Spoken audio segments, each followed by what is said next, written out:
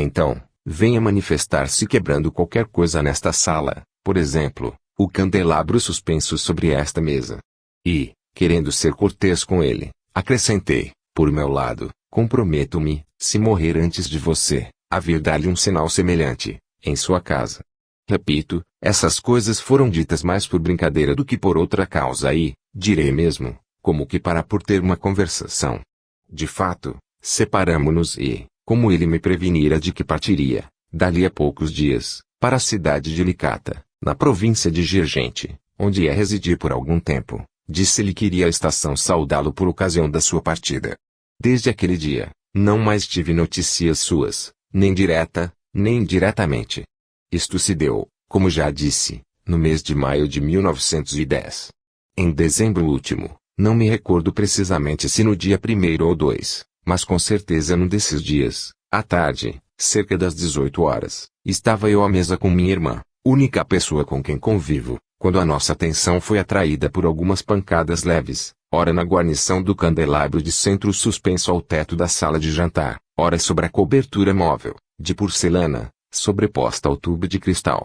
A princípio, atribuímos essas pancadas a efeitos do aquecimento produzido pelo calor da chama, que tratei de abaixar um pouco. Como, porém, as pancadas se acentuassem e continuassem, quase ritmicamente, trepei numa cadeira, a fim de verificar mais cuidadosamente o fato, para o qual, entretanto, não achei explicação, pois me certifiquei de que o fenômeno não se podia atribuir a excesso de calor produzido pela chama, que funcionava com uma pressão normal. Ao demais, não se tratava desses pequenos estalos que costumam produzir-se por efeito de incêndio ou de excessivo calor, mas de estalidos secos de som especial, como se proviessem das juntas dos dedos, ou da percussão com uma vareta de metal batendo intencionalmente num objeto de porcelana suspenso. Procurei verificar se haveria qualquer coisa estranha capaz de produzir aqueles estalos. Nada. Afinal, acabamos de jantar e por aquela noite o fenômeno cessou. Na tarde seguinte, repetiu-se e assim durante 4 ou 5 dias consecutivos, deixando-nos presas sempre da mesma curiosidade. Na última dessas tardes, porém, uma pancada forte e rápida partiu em 2 pedaços a cobertura móvel que permaneceu presa nesse estado ao gancho do contrapeso metálico. Verifiquei-o subindo em cima da mesa, para observar de visu o efeito da última pancada. Recordamos com exatidão, eu e minha irmã, que, embora houvéssemos apagado o lampadário do centro, onde se dava o fenômeno, e acendido, em substituição, outro bico de gás, ligado lateralmente àquele, continuaram as pancadas neste último, sempre com a mesma intensidade. Devo lealmente declarar, a fé de gentil homem, que, em todos aqueles 5 ou 6 dias de observação do fato, que não me era possível explicar, jamais pensei no meu amigo Benjamin Serchia e muito menos na conversação do precedente mês de maio, da qual em absoluto me esquecera. No dia seguinte àquela última noite, em que, como deixei dito, a cobertura se quebrara, ficando aderentes as 2 partes e presas no lugar onde estavam, achando-me, pelas 8 horas da manhã, no meu gabinete e na sacada minha irmã a observar não sei que na rua, e tendo saído a doméstica, ouvimos na sala de jantar uma formidável pancada, como se na mesa houvesse alguém dado uma violenta paulada. Minha irmã, da janela ouviu, como eu, e ambos corremos simultaneamente a ver o que acontecera. Causará estranheza dizer, mas, por muito estranho que seja, garanto que é verdade. Sobre a mesa, como se ali fora colocada pela mão de um homem, achava-se uma metade da cobertura móvel, ao passo que a outra metade se conservava suspensa no mesmo lugar. Evidentemente, o barulho que escutáramos não guardava proporção com o que ocorrera. Era o último fenômeno a coroar os fatos singulares que se haviam repetido por 5 ou 6 dias, tendo-se dado esse último em pleno dia e sem ação do calor. A queda daquela metade da cobertura de porcelana não podia ter se verificado perpendicularmente, porque, devendo passar pelo centro da guarnição, houver encontrado o tubo de junção com a respectiva rede, os quais teriam de quebrar-se para deixar livre a passagem à meia cobertura e ambos estavam perfeitamente intactos e o espaço vazio não era suficiente para deixá-la passar. Se, pois, houvesse caído sobre a superfície curva do resto da peça, quebra-luz bastante grande, a dita meia cobertura, com o choque, se teria quebrado ou partido o quebra-luz. Ora, não se tendo dado isso, forçosamente caíra obliquamente num ponto distante do centro da mesa, ou mesmo fora desta, nunca perpendicularmente ao eixo do candelabro. Consequência, o rumor foi um aviso de que o fenômeno se produzira. O pedaço da cobertura colocado daquele modo constituiu a prova de que o fato não fora acidental, porquanto estaria em oposição às leis da queda dos corpos e às outras leis da balística.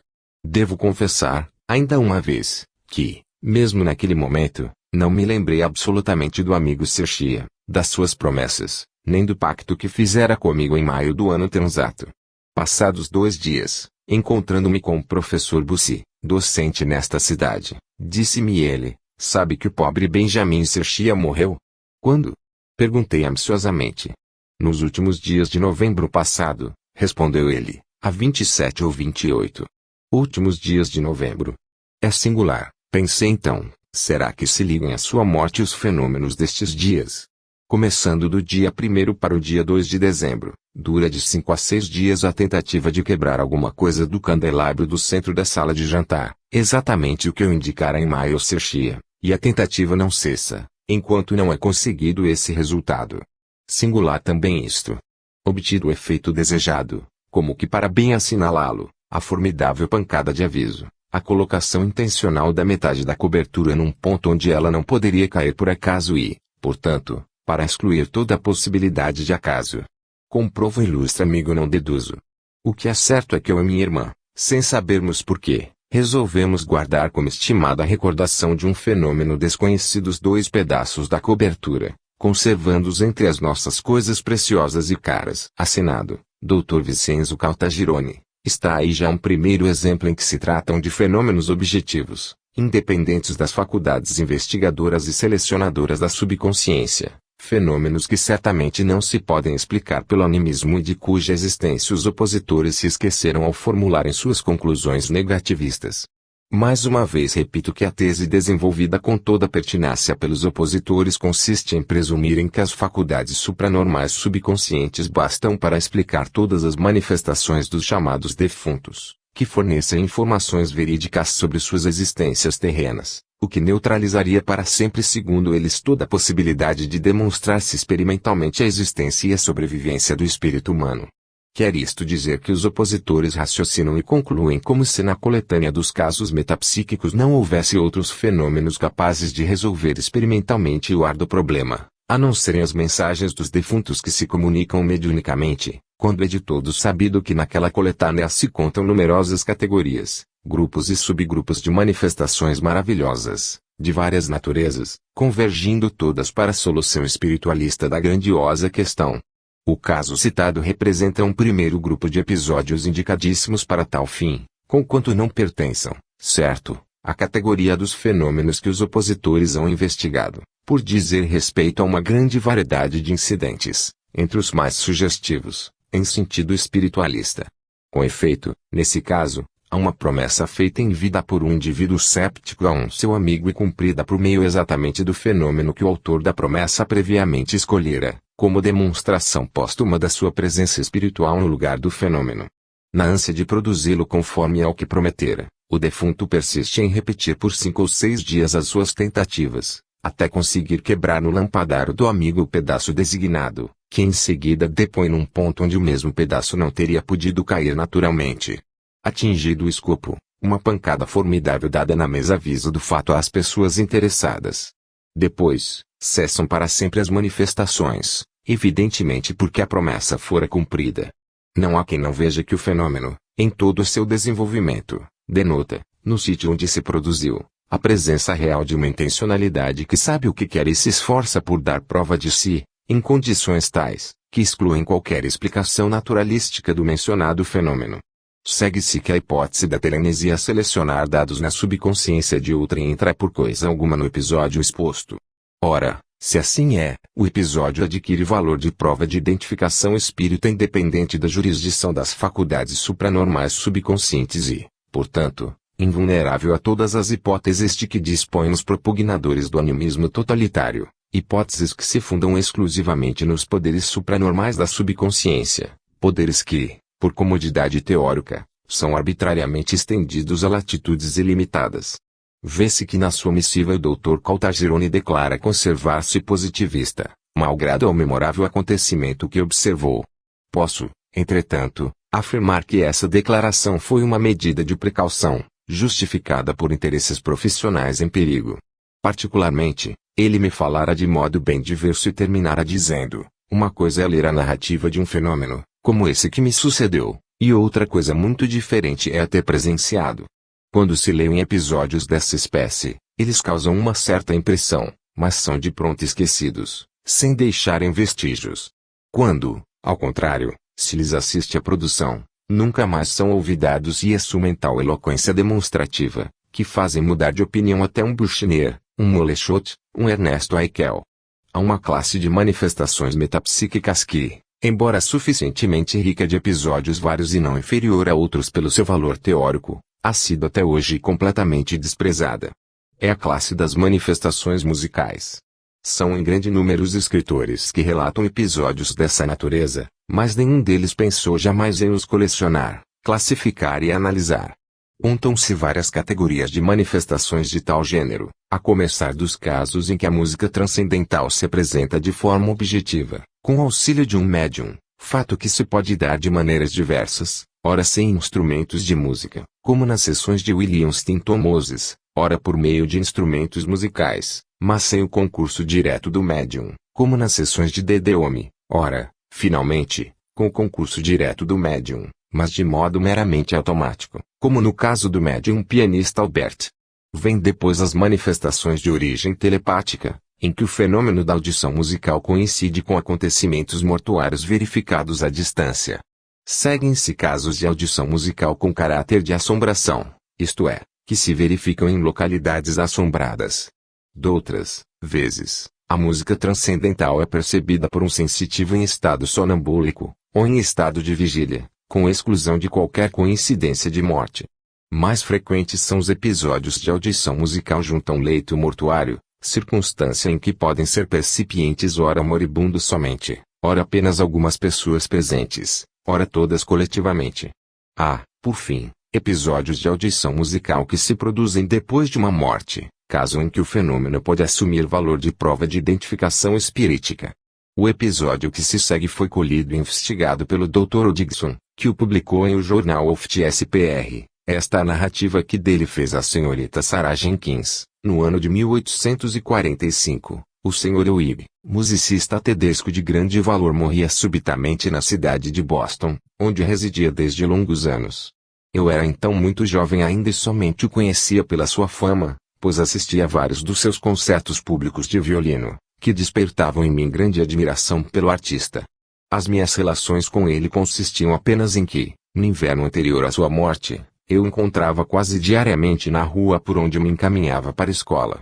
Era uma simples coincidência, mas aqueles encontros se tornaram tão habituais, que ele acabou por notá-lo, entrou a sorrir quando eu passava aí, por fim, a saudar-me respeitosamente. Eu lhe correspondia, também respeitosamente, a saudação. Pelo outono, ele morreu subitamente, realizando-se os seus funerais a 4 de novembro, na igreja de Trinity, então na rua Summer. Foi uma cerimônia solene e comovedora, em que tomaram parte todos os musicistas de Boston, bem como outras eminentes personalidades, pois que era geral a consternação por motivo de sua morte. Assistia eu com minha irmã à solenidade e, quando esta ia em meio, fui presa de um sentimento tão inexprimível, quanto inexplicável, o de que ele poderia, naquele momento e naquele ambiente, levantar-se do catafalco e aparecer entre nós, como se fora vivo.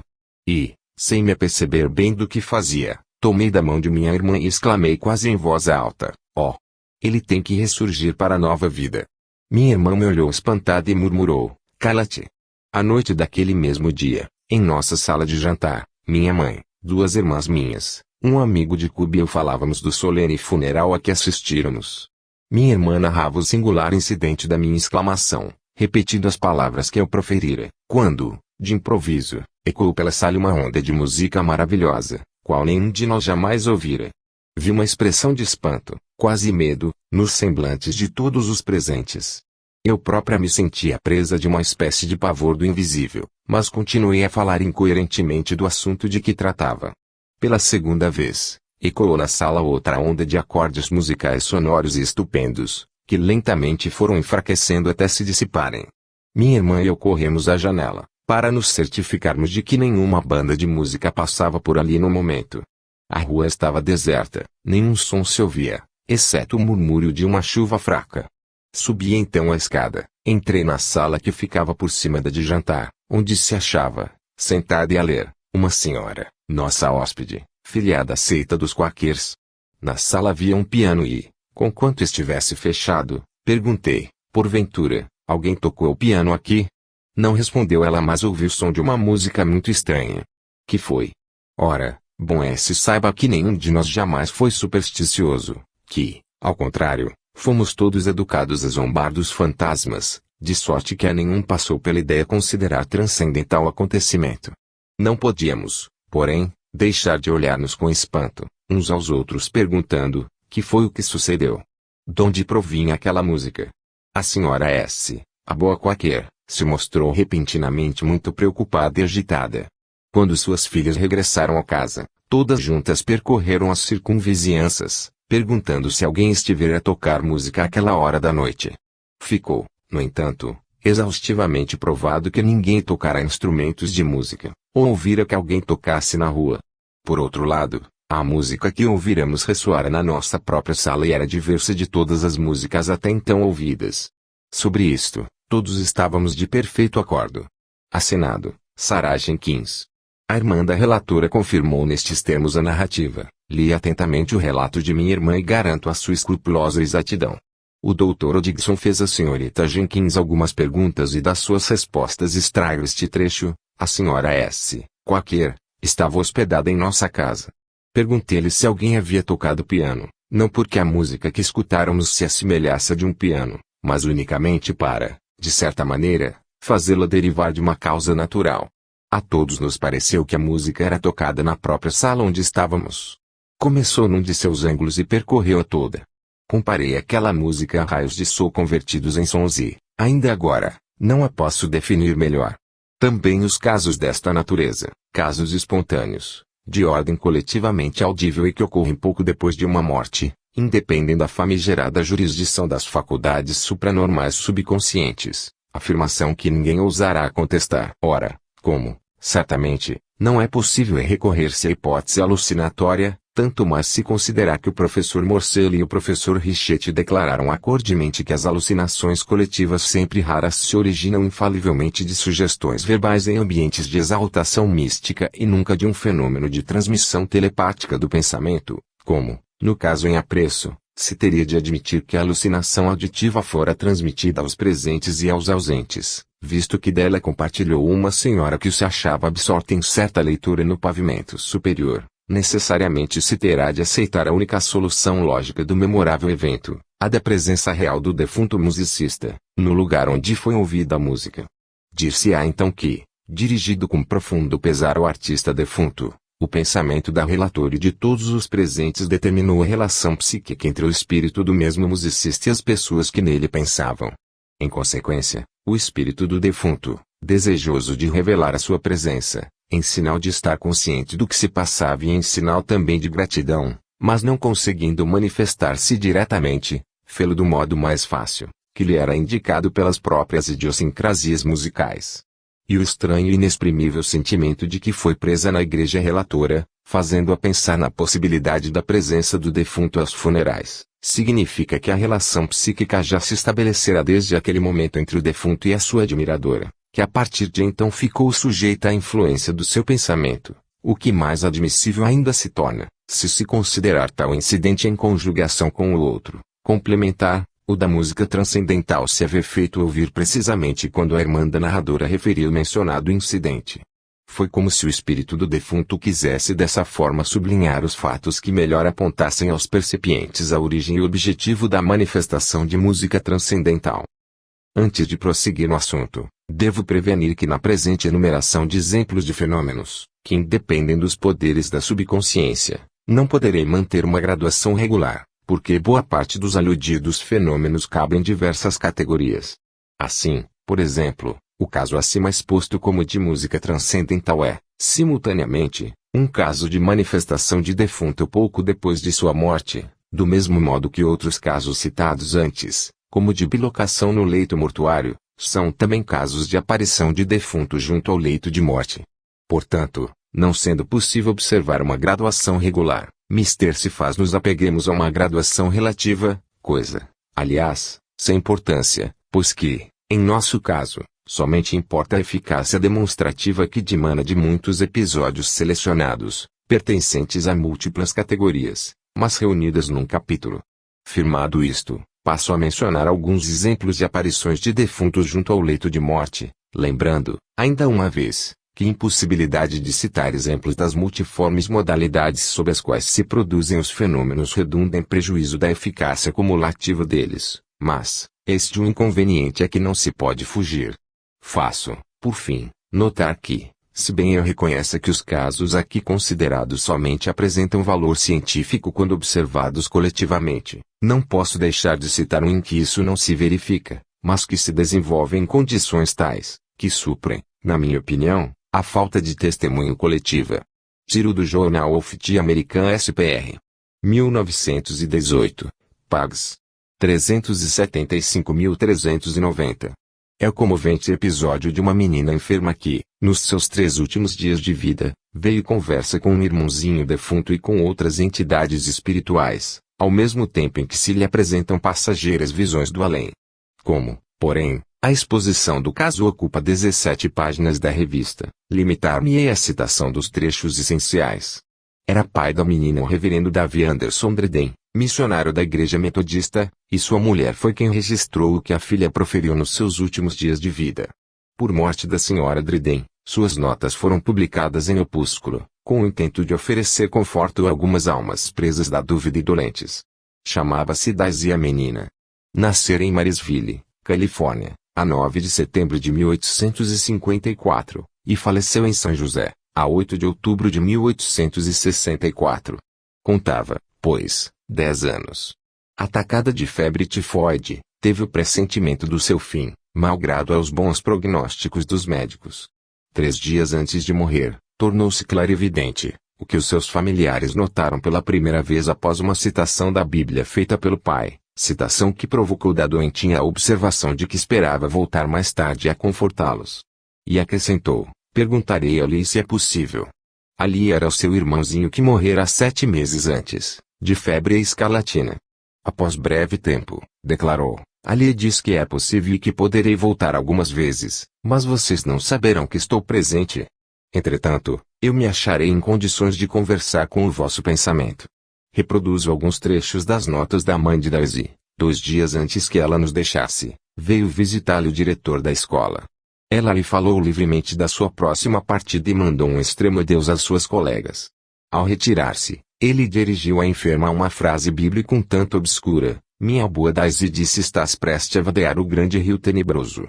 O pai procurou explicar-lhe esse conceito, porém ela replicou, é um erro grosseiro, não há rios a vadear, não há cortina de separação. Não há nem sequer uma linha divisória entre esta e a outra vida.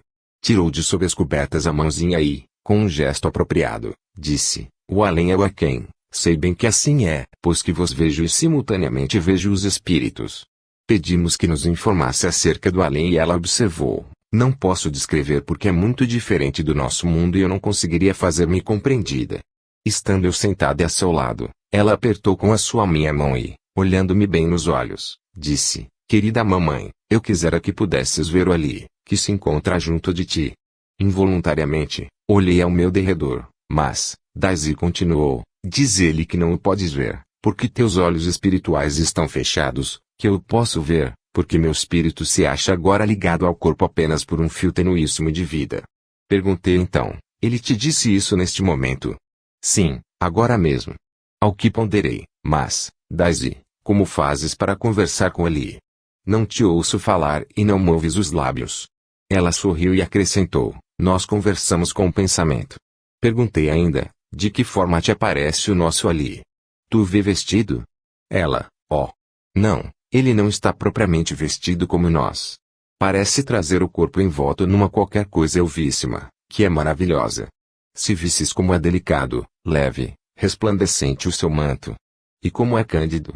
Entretanto, não se lhe percebem pregas e não há sinais de costura, indício de que não é uma vestimenta.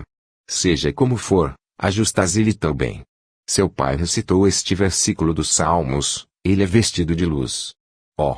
Sim, é precisamente isso, respondeu ela. Daisy gostava muito que sua irmã Lulu lhe cantasse coisas, sobretudo do livro dos hinos religiosos. Em dado momento, estando Lulu a cantar um hino em que se falava de anjos alados, exclamou a enferma: oh! Lulu, não é singular? Sempre pensamos que os anjos tivessem asas, mas, é um erro, eles, de fato, não têm-nas. Lulu lhe ponderou: mas, é preciso que os tenham para poderem voar nos céus. Daisy replicou: eles não voam, transportam-se. Olha, quando penso em Ali, ele o sente e imediatamente vem aqui. Outra vez, perguntei: como fazes para ver os anjos? Respondeu: nem sempre os vejo, mas, quando os vejo, a figura que as paredes do quarto desaparecem e a minha visão alcança uma distância infinita, e não se poderiam contar os espíritos que então diviso. Alguns se acercam de mim e são os que conheci em vida. Os outros nunca os vi. Na manhã do dia em que morreu, pediu-me lhe desse um espelho. Hesitei, receando se impressionasse ao ver o seu semblante tão macilento. O pai, entretanto, observou: deixa que ela contemple o seu rostinho, se lhe apraz. Dei-lhe o espelho, ela se mirou longo tempo, com a fisionomia calma e triste. Disse depois: meu corpo já está consumido, assemelha-se ao vestido velho da mamãe, que está dependurado no outro quarto.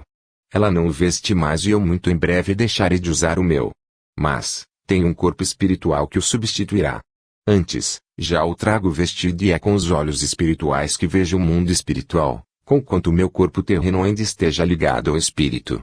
Revestirei, porém, outros corpos muito mais belos, semelhantes ao de Ali. Mamãe, não chores, se me vou tão cedo, é para meu bem. Se crescessem anos, viria a ser talvez uma mulher má, como muitas o são. Só Deus sabe o que mais convém ao nosso bem. Em seguida pediu: mamãe, abre-me a janela, quero contemplar, pela última vez, o meu belo mundo. Quando despontar a alvorada de amanhã, já não existirei aqui. Atendi-lhe ao desejo e ela, voltando-se para o pai, disse: papai, ergue-me um pouquinho. Então, amparada pelo pai, olhou pela janela escancarada e exclamou: adeus, meu belo céu. Adeus, árvores minhas. Adeus, flores. Adeus, lindas rosinhas. Adeus, rosas vermelhas. Adeus, adeus, belo mundo. E acrescentou: como ainda o amo. Entretanto, não desejo ficar. Naquela mesma noite, pelas 8h30, ela olhou o relógio e disse: são 8h30, quando derem as 11h30, Ali virá buscar-me. E reclinou a cabeça no ombro do pai, dizendo: papai, quero morrer assim. Quando chegar a hora, eu te avisarei. Às 11h15, disse: papai, ergue-me, Ali veio buscar-me. Logo que se achou na posição que desejava, pediu que cantássemos. Alguém disse: vamos chamar a Lulu. Daisy, porém, obtemperou: não, não na perturbem, ela está dormindo. E, no momento exato em que o relógio marcava as 11h30 hora predita para a partida, estendeu para o alto os braços, dizendo: vou, Ali, e não mais respirou. O pai acomodou de novo no leito o corpinho inanimado e disse: partiu a nossa querida filhinha, agora já não sofre. Solene silêncio reinava no aposento, mas não se chorava. Por que chorar? Cabia-nos antes render graças ao Pai soberano pelos ensinamentos que, por intermédio de uma criança, nos ministrara naqueles 3 dias sagrados à glória dos céus. E, enquanto contemplávamos o rostinho da nossa morta, sentíamos que o quarto estava repleto de anjos que nos vinham confortar e uma paz dulcíssima descia aos nossos espíritos, como se os anjos nos repetissem: ela não está aqui, ressuscitou.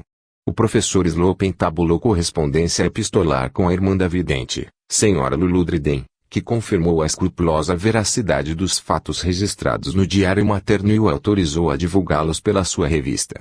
Paro aqui com as citações, sentindo não poder transcrever a narrativa inteira.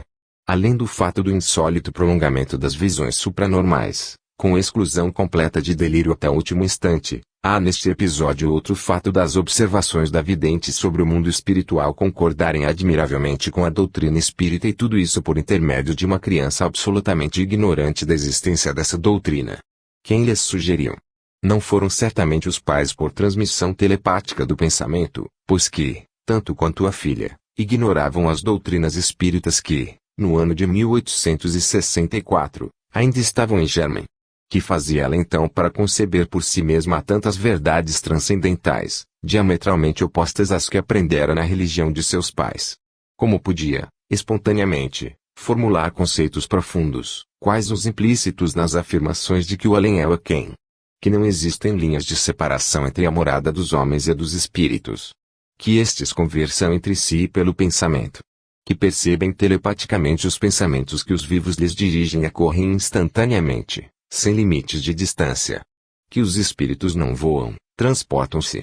Que somente ela podia ver o irmãozinho defunto, porque, no momento, se achava ligada ao mundo dos vivos apenas por um tenuíssimo fio de vida.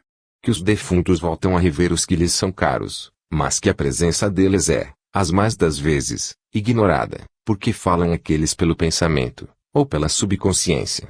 Que o homem tem um corpo espiritual imanente no corpo físico.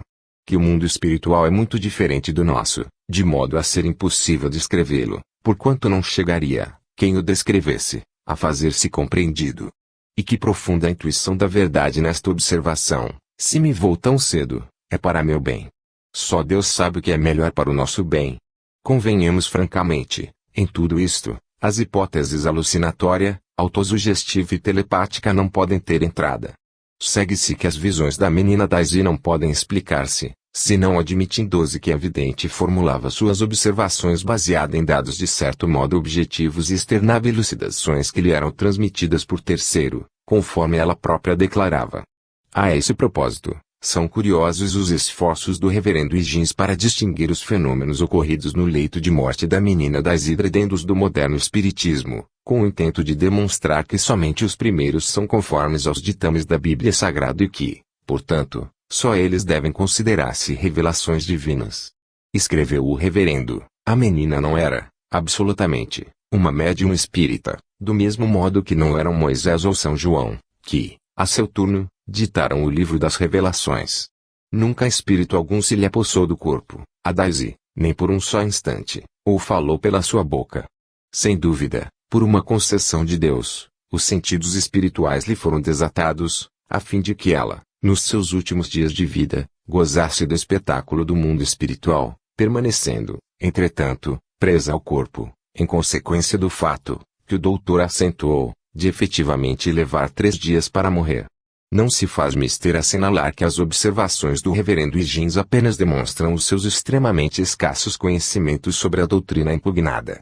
A verdade a respeito é esta: eliminada a hipótese alucinatória, as visões da menina Daisy são franca e classicamente espíritas. O engenheiro Stanley de Brat, no seu livro, Psychic Research, pag. 141, cita o caso da Daisy e pondera: na minha opinião, esta simples e comovente narração é mais demonstrativa e convincente do que todas as dissertações dos filósofos e do que todas as doutrinas dos teólogos. Não invejo os que logram ler esta narrativa sem se comoverem e sem lhe perceberem o significado. Deixemos que os que ainda julgam poder levar a conta das alucinações patológicas as percepções genuinamente transcendentais da menina moribunda mantenham suas cegas e desoladoras opiniões, se assim o preferem. Saibamos, entretanto, que não somos nós, porém eles, as vítimas de uma enorme ilusão. Assim se externou de Brat e eu creio que a grande maioria dos leitores pensarão como ele.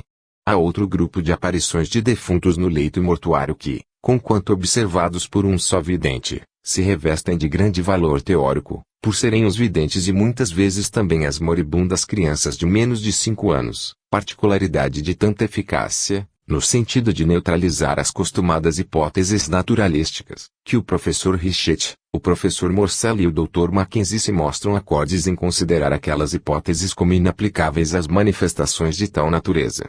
Num trabalho que incluí no 2º volume das minhas pesquisas sobre manifestações supranormais, citei 14 casos deste gênero, dos quais reproduzo aqui só 2 exemplos, escolhendo-os entre os mais breves. Na revista Lead, de 7 de abril de 1888, o reverendo William Stanton Moses refere o episódio seguinte, ocorrido com a filha de um alto ministro da igreja anglicana e por ela narrado verbalmente ao mesmo Stanton Moses. A senhora H assistia um menino que estava a morrer na paróquia de seu pai. Havia no quarto 2 leitos, um dos quais era uma caminha onde dormia um menino de 3 ou 4 anos, irmão do enfermo, que desde muitas horas parecia em estado comatoso. Como a mãe dos meninos, a senhora H se achava junto ao leito em que jazia o moribundo, já presa dos espasmos da agonia. De súbito, uma voz ecoou no quarto, partindo da caminha. As duas se voltaram e viram sentado o menino, completamente desperto, apontar com o dedinho para o espaço, irradiando do semblante uma alegria estática. E gritava: "Ó! Mamãezinha, mamãezinha, que belas senhoras ao redor do maninho! Belas senhoras! Mamãezinha, mamãezinha, elas querem levar o maninho." Voltando-se de novo as duas assistentes para o leito do menino doente, verificaram que havia expirado. Stinton Moses faz estes comentos, em face do criticismo prevalecente contra os fenômenos mediúnicos, fora de grande importância recolherem-se casos análogos ao precedente, visto que as crianças de 3 anos e as lactantes não podem ser tidas por prestidigitadores, nem trampolineiros. Estes comentos deverão completar-se com a observação de que tampouco as crianças podem ser tidas como telepatizadoras de fantasmas. É de lamentar que Moses se haja olvidado de mencionar a idade do menino moribundo. Como, porém, no seu comentário, ele fala de crianças lactantes, é lícito se suponha que essa fosse a condição daquele menino. Aqui agora um segundo episódio, em que o moribundo e o percipiente são ambos crianças de muito tenra idade, episódio este bem mais importante do que o primeiro, porquanto se acha indicada a idade do moribundo, 4 meses, o que nos permite excluir de modo categórico qualquer forma de autossugestão do mesmo moribundo, com a respectiva transmissão telepática percipiente. A idade desta última, 3 anos, exclui, a seu turno, a possibilidade de ela se haver autossugestionado, a ponto de ver, por conta própria, fantasmas alucinatórios, dado que a sua pequenina mente não chegava de certo a conceber a possibilidade de aparições transcendentais, junto ao leito do irmãozinho que estava para morrer. Busquei-o na revista Ultra, 1909, pag. 91, onde o Sr. Pelusi, bibliotecário da Régia Biblioteca Vittorio Emanuele, de Roma, o relatou assim, em data de 12 de dezembro de 1908, em Roma. Na casa da Rua Régio, 21, habitada pela família Nasca, mora, como sublocatário, o Sr. Genotari, com a mulher, os filhos e sua mãe viúva. Morreu-lhe, a 6 de dezembro passado, um filhinho de 4 meses, por volta das 22h45. Em torno do leito do doentinho estavam seu pai, sua mãe, ama, a locatária da casa, Senhora Júlia Nasca, e uma irmãzinha do moribundo, Hipólita, de 3 anos, meio paralítica, e que, sentada na caminha do irmão, o olhava compassivamente. Em certo momento, uns 15 minutos antes que a morte houvesse posto fim àquela incipiente vida, Hipólita estende os braços para um canto do quarto e grita: "Mamãe, olha lá a tia Olga!" E fez menção de descer do leito para ir abraçá-la. Os presentes ficaram espantados e perguntaram à menina: "Mas, onde? Onde?" A criança repetiu: "Ali. Ela está ali." E quis por força descer do leito para lhe ir ao encontro. O pai ajudou a descer e ela correu para uma cadeira vazia. Aí chegando, ficou uma tanto perplexa, porque a visão passara para outro ponto do quarto. A pequenina voltou-se, dizendo: "Está ali, a tia Olga." Depois, aquietou-se, quando sobreveio o falecimento do irmãozinho. Essa Olga, irmã da mãe da pequenina, se envenenou, faz 1 ano, por amor, e o noivo, que se achava ausente, ao saber da morte da sua dileta, se suicidou, depois de pranteá-la durante 3 meses. Na noite mesma do suicídio, ele apareceu em sonho à irmã de Olga, isto é, a mãe da pequena clarividente, e lhe disse: "Olha, agora vou casar-me com Olga." Na manhã seguinte os jornais davam notícia do lamentável suicídio. Garanto a veracidade dos fatos, que me foram repetidos esta tarde, em seus mínimos detalhes, pela família Nasca, meus compadres, e pela ama da clarividente. Assinado, M. Pelusi, zelador da biblioteca. Veio-nos em presença de 2 casos de aparições de defuntos junto a um leito de morte, nos quais tanto os videntes como os moribundos eram crianças de menos de 5 anos, casos, portanto, que não só independem dos poderes das faculdades supranormais subconscientes, como também não poderiam explicar-se por meio de qualquer outra hipótese naturalística. Faço notar que, noutras circunstâncias semelhantes, mas em que os moribundos eram adultos, a hipótese aventada pelos opositores consistia em presumirem que o próprio moribundo, devido a um fenômeno de associação de ideias geradas pelo estado pré-agônico, tiver uma visão alucinatória de parentes e amigos defuntos e a transmitira por telepatia às pessoas presentes. No nosso caso, porém, tratam-se de moribundos ainda em idade muito tenra, circunstância que exclui categoricamente qualquer forma de autossugestão alucinatória nas crianças prestes a morrer, com a respectiva transmissão telepática às crianças percipientes. Assim sendo, só resta admitir a presença espiritual, no lugar do fenômeno, dos defuntos que são vistos. Ora, foi por isso que os 3 homens de ciência acima nomeados se acharam no dever de declarar francamente e honestamente que, colecionados que fossem fenômenos dessa natureza em número suficiente, longo trecho se teria percorrido da senda que conduz à demonstração experimental da sobrevivência humana. A bem dizer, o professor Richet, volvendo ao assunto na outra circunstância, se tirou de embaraços declarando que, apesar de tudo, mesmo esses episódios carecem de poder para me levarem a concluir que as personalidades dos defuntos assistam, sob a forma de fantasmas, à morte de seus parentes. Note-se que os 3 pontos de admiração se encontram no próprio texto. Ora, é evidente que essa afirmação não constitui uma razão, nem um argumento, nem uma objeção. Em suma, nada significa, apenas traduz a opinião do autor, no período de sua vida em que a formulou, opinião que, entretanto, se foi modificando radicalmente nos últimos anos da sua operosa existência. Aos casos eloquentes das crianças que veem aparições de defuntos por ocasião da morte de outras crianças, segue-se um grupo de episódios complementares em que crianças de menos de 5 anos veem aparições de defuntos pouco depois da morte. Também esta variedade do mesmo fenômeno não é explicável por meio de hipóteses naturalísticas, ao passo que lhe corrobora a gênese espiritualista. No volume de Camille Flammarion, Apres la morte, contam-se 9 casos desse gênero. Referirei um só, remetendo o leitor, para conhecimento dos demais, ao livro que os contém. A senhora Anne Carrere, residente na Argélia, escreveu o seguinte, pag. 265, a Flammarion, meu marido, um dos homens mais inteligentes, justos e bons que já viveram no mundo, me prometera que, se morresse antes de mim, viria certissimamente dar-me uma prova positiva da sobrevivência, desde que fosse possível. Ele morreu a 10 de outubro de 1898.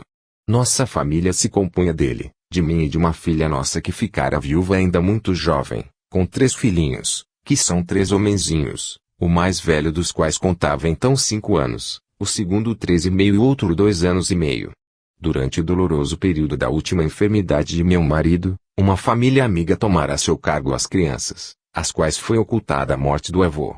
O mais moço dos 3 que no dia e a hora dos funerais se achava à mesa com os nossos amigos, quando de súbito se ergueu da cadeira, exclamando, aqui está o vovô. Junto à janela. Olhem. E, dizendo isso, desceu da cadeira para correr ao encontro do avô. Lembro-me de que ele tinha apenas 2 anos e meio e que, não só ignorava o falecimento de meu marido, como nenhuma ideia fazia da morte. No dia seguinte, de manhã, estava ele brincando num quarto contíguo ao meu e ouvi de repente a saltar e a rir, gritando, vovô. Meu vovô. Contrariada com isso, saí depressa para fazê-lo calar-se. O menino, porém, continuou a bater alegremente as mãozinhas, rindo e dizendo, olha como o vovô está bonito, assim vestido de branco.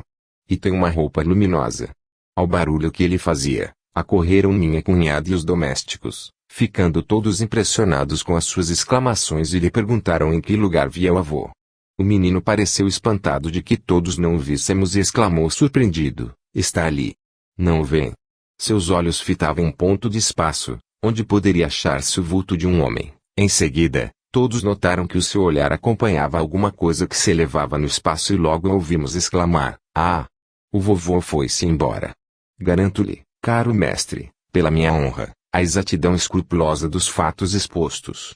Os meus 3 meninos eram ainda muito crianças para guardarem lembrança do que relato, mas minha filha, a dama de companhia e eu jamais esqueceremos isso que para todos nós é sagrado. Nesse episódio, a única hipótese que se poderá opor à interpretação espirítica dos fatos continua sendo a de uma presumível transmissão telepática do pensamento, feita pelos familiares da criança percipiente. Mas, do episódio ressaltam particularidades que com essa hipótese não se logram explicar. Com efeito, o menino vê o fantasma do avô vestido de branco e com uma veste luminosa, pormenores em que os familiares não podiam ter pensado e que, Portanto, na hipótese de uma transmissão telepática do pensamento, o menino não deveria perceber. Por outro lado, uma criança de 2 anos e meio, que tudo ignorava acerca da morte e, sobretudo, que os fantasmas dos defuntos se manifestam frequentemente envoltos em brancas vestes resplandecentes, não podia de certo se sugestionar nesse sentido. Assim, essa particularidade, correspondendo a uma forma de manifestação verídica dos fantasmas dos defuntos, importa na eliminação também das coincidências fortuitas, enquanto que se mostra altamente sugestiva no sentido da interpretação espirítica do caso. E essa interpretação é ulteriormente sugerida pela consideração de que, não lhe sendo aplicáveis as 3 únicas hipóteses naturalísticas com que se poderia pretender explicá-lo, a autossugestão, a telepatia entre vivos e as coincidências fortuitas, necessariamente se tem de recorrer à única interpretação capaz de lhe dar explicação, a de uma transmissão telepático-espírita entre o avô defunto e o netinho percipiente. A esse propósito, não se deve esquecer que o defunto prometerá formalmente manifestar-se à sua viúva, para lhe fornecer, dessa maneira, uma prova positiva da sobrevivência, pelo que se deverá reconhecer que ele cumpriu a promessa, manifestando-se ao neto vidente, antes que aquela, que não possuía faculdades de sensitiva. Refiro um segundo episódio que se me deparou no vol.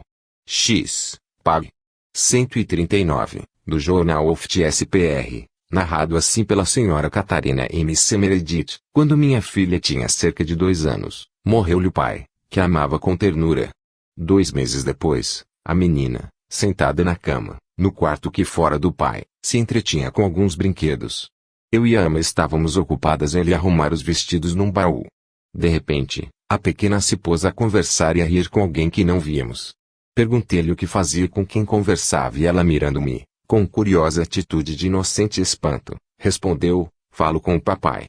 Perguntei então: onde está o papai? Replicou ela, com ar de maior surpresa ante a minha pergunta: está aqui. Ponderei: não, querida, o papai não está aqui. Ela insistiu que estava e com o dedinho apontou para a cabeceira da cama. Logo, porém, acrescentou: agora o papai foi-se embora. Em seguida, deu uma risada, exclamando: que roupa esquisita tinha o papai, era toda branca. Dito isso, continuou a divertir-se com os seus brinquedos, como se nada houvera ocorrido. Ela ignorava a morte do pai, porquanto, nos tristes dias da crise fatal, fora afastada de casa. Quando voltou, nós lhe dissemos que o papai subira para o céu, o que nada significava para uma criança de 2 anos. No episódio exposto, repete-se a particularidade interessante de uma criancinha ver o pai defunto todo vestido de branco, particularidade que tão curiosa parece à pequenina vidente, que a faz rir gostosamente. Ora, como antes já acentuei, essa particularidade, quando se verifica com percipientes de tenra idade, basta por si só para eliminar as hipóteses imaginadas para explicar os fatos de maneira naturalística. Excluída, com efeito, a autossugestão, porque numa criancinha de 2 anos semelhante hipótese está fora de questão, excluída a possibilidade de uma transmissão telepática do pensamento, porque a mamãe não podia imaginar que o marido defunto estivesse vestido de branco, excluída a hipótese das coincidências fortuitas, porque a particularidade em apreço corresponde a alguma coisa de verídico nas manifestações dos defuntos. Segue-se que o caso de que se trata se apresenta exclusivamente elucidável pela hipótese espírita, sobretudo se ele for considerado cumulativamente com todos os outros da sua classe. Para não separar deles os 2 grupos de casos concernentes às crianças videntes, citei o segundo grupo desses casos, o que se refere às aparições de defuntos pouco depois da morte, antes de citar exemplos de aparições de defuntos por ocasião de morte, observados coletivamente. Retomo, pois, a graduação, dando um passo atrás. Tiro dos Proceedings of SPR. Vol. Vi, página 293, o episódio que se segue e que foi comunicado a essa sociedade pela senhorita Walker, prima da protagonista, que assim o relata: meus pais tiveram muitos filhos que em sua maioria morreram na infância. Sobrevivemos Susana, Carlota e eu. Devido a essas numerosas lacunas, Susana era mais velha do que eu 20 anos. Meu pai era dono de um feudo inalienável, de sorte que a morte de seus filhos varões, William e John, no primeiro morreu rapaz, o outro ainda pequeno, fora a maior desventura da sua vida. Susana se lembrava dos 2 irmãos. William nascera e morrera muito antes que eu viesse ao mundo. John morrera com a idade de 2 anos, pouco depois do meu nascimento. De William não existiam retratos. Quanto ao de John, tu conheces. É um pintado a óleo, no qual figura, em tamanho natural, um menino que ainda não se firma bem nos pezinhos, vestido de branco, com sapatos azuis, tendo ao lado um galgo agachado. Eu chegara aos 20 anos, Susana tinha 40 e Carlota 30. Declinava rapidamente a saúde de nosso pai. Vivíamos então unidos e felizes numa casinha situada nos confins da comuna de Arrogate. No dia de que agora se trata, Carlota se sentira indisposta. Fora atacada subitamente de calafrios e o doutor lhe aconselhara se metesse na cama. Depois do jantar, ela dormia tranquilamente, enquanto eu e Susana estávamos sentadas dos dois lados da cama. O sol se escondera, o ar escurecia, conquanto ainda não fosse completa a obscuridade. Não sei quanto tempo havia que nos achávamos ali sentadas, quando me sucedeu levantar a cabeça e ver uma luminosidade purpúrea por sobre a cabeceira de Carlota, e envolvidos naquela luminosidade me apareceram dois rostinhos de querubins que fitavam vivamente a enferma. Fiquei alguns instantes olhar estática e a visão não dava indícios de que se ia dissipar.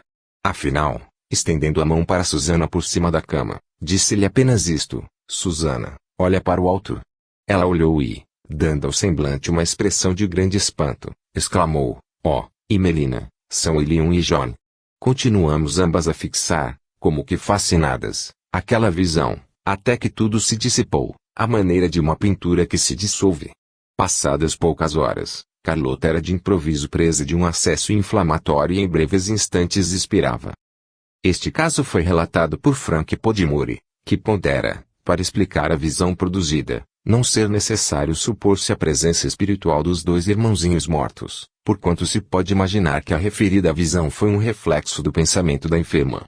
Mesmo que se aceite como legítima a objeção de Podimori, esquecendo quanto foi anteriormente dito acerca da inexistência de alucinações coletivas de caráter telepático, é de notar-se que, em a narrativa acima, há uma circunstância que constitui indireta demonstração em contrário.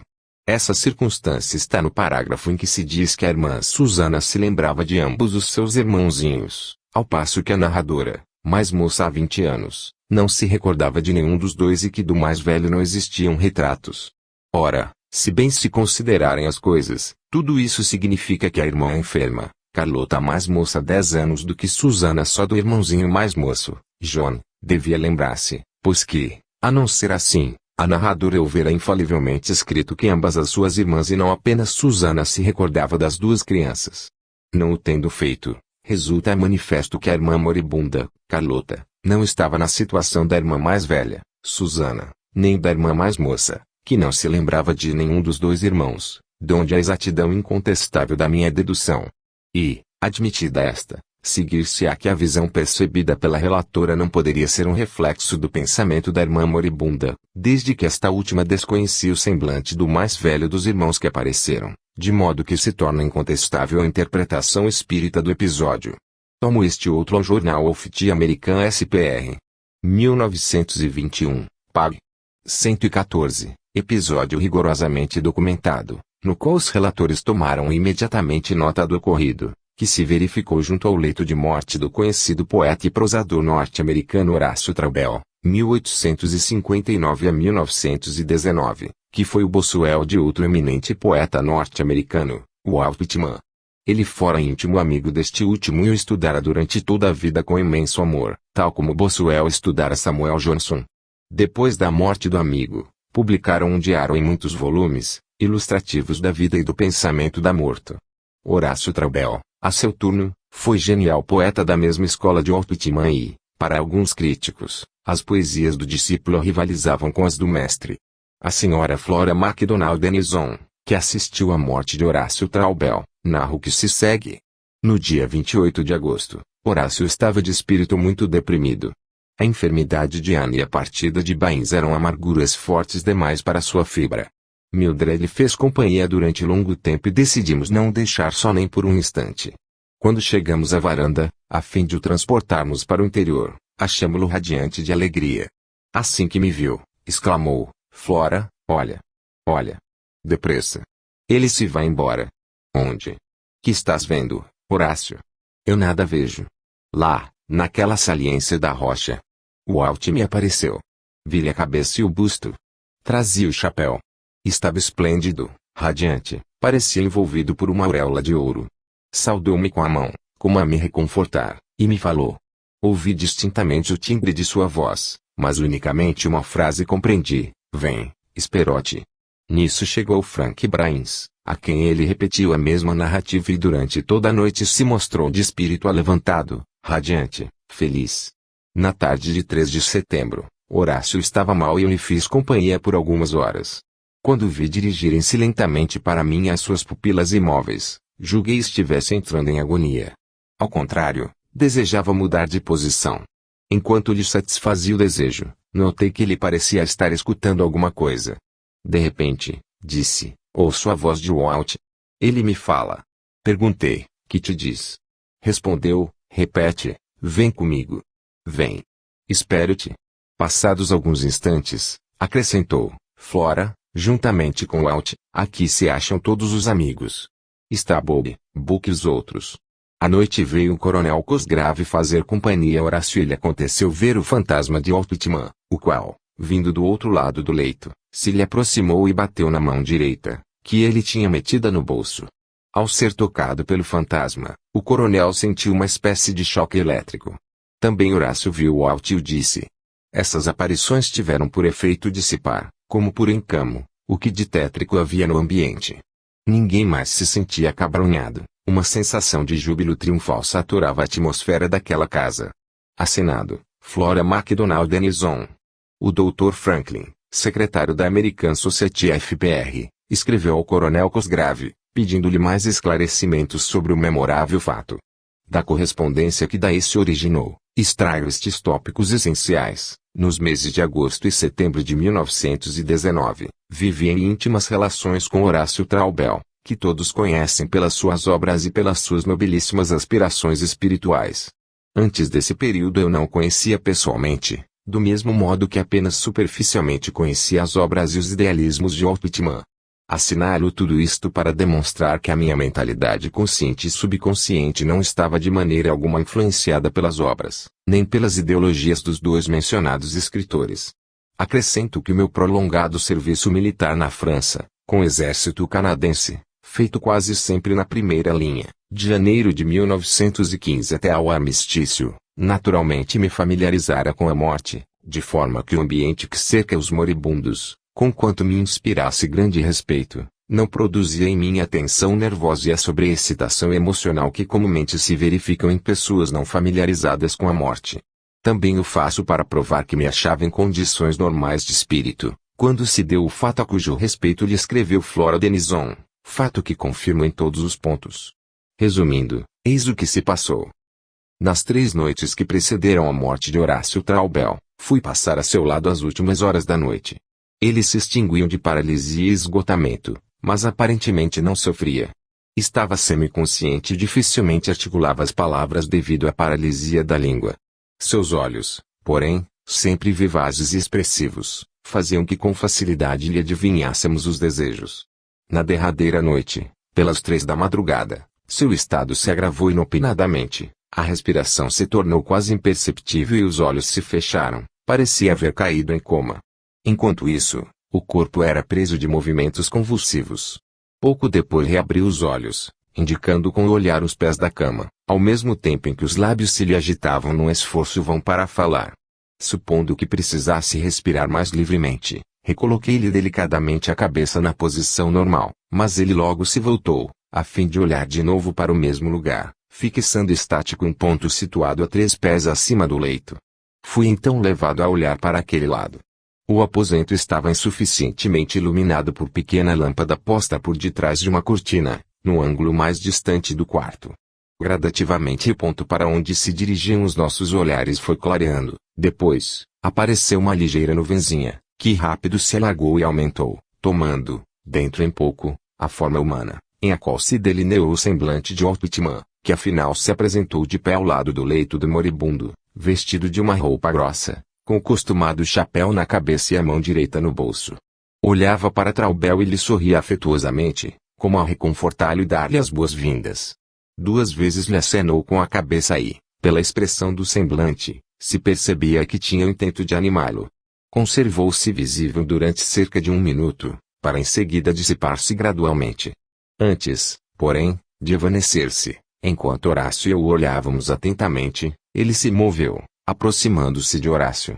Este que, pela paralisia, não podia permanecer longo tempo com a cabeça voltada para um lado, foi obrigado a retomar a posição normal e, ao fazê-lo, balbuciou: